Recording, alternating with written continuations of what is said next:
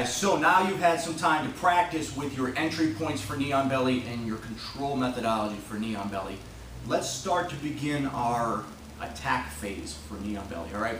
We have transitions and we have submissions. So let's talk first about the transitions, and then as we progress through our playlist here, we'll start adding submissions into your arsenal. So I'm gonna have Chris lay down for me.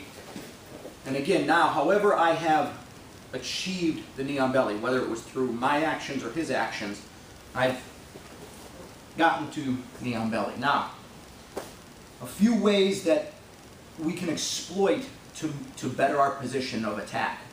One of the most common things after they try to run around and try to push you off and you just absorb it and come back is they're going to start pushing on this knee. Now there's a great series of arm locks from here, but right now we're not going to move into that.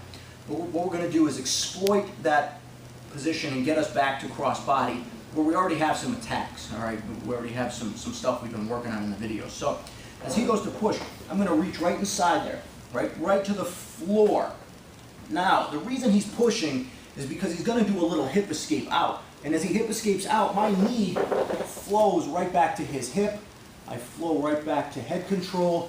And now I can tighten everything up in my cross body. And now he's tired, right? I just hit him with some good knee on belly stuff. So now I've got him in cross body and he's a little more fatigued. So now my cross body stuff is more likely to work than maybe 2-3 minutes ago when he was really D'd up and defending stuff, right?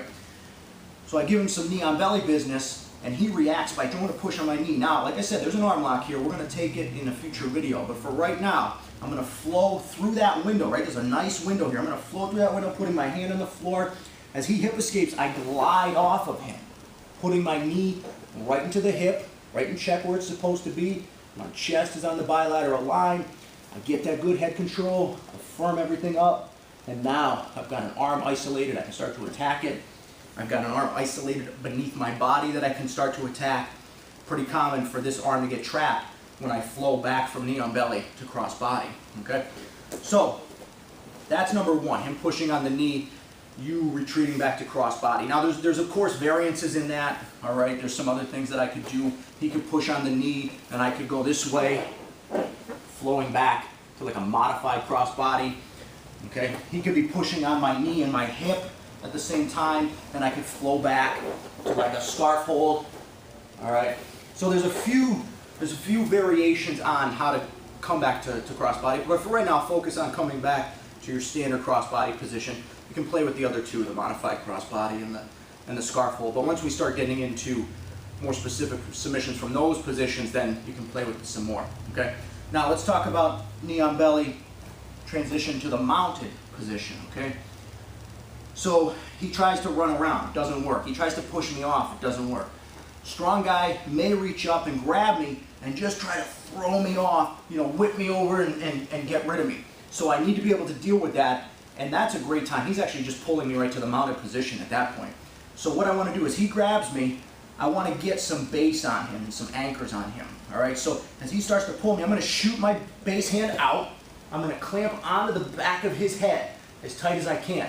Now my back trailing leg, my rudder, is going to slide right in and place a hook in place. I'm going to take my foot out, let it smack the floor, drop, catch my hooks, and establish my strong mount controls.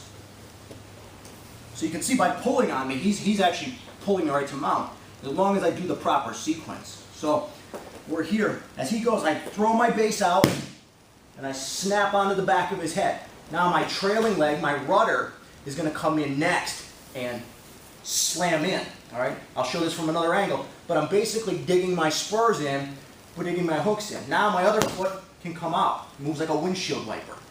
Hits the floor, I force him back down with my chest, slide my hooks in, chest low, establish my mounted position. On the other side, he reaches up. I throw my base hand out, I catch, and look how my rudder comes in and catches. So now I got these two great anchors, points of hooking on him. My other foot now can swim out, slap the floor, I force him back with my chest, establish the position. Knee on belly, he grabs me to throw, base and anchor, bang. Spur, slap that foot out, force him back down. Okay, so two great transitions from the knee on belly. Back to cross body, where now he's fatigued and exposed, and into the mounted position, where now he's fatigued and hopefully exposed as well. All right, so play with the transitions. Future videos of the playlist will really start to get into submitting the guy from knee on belly.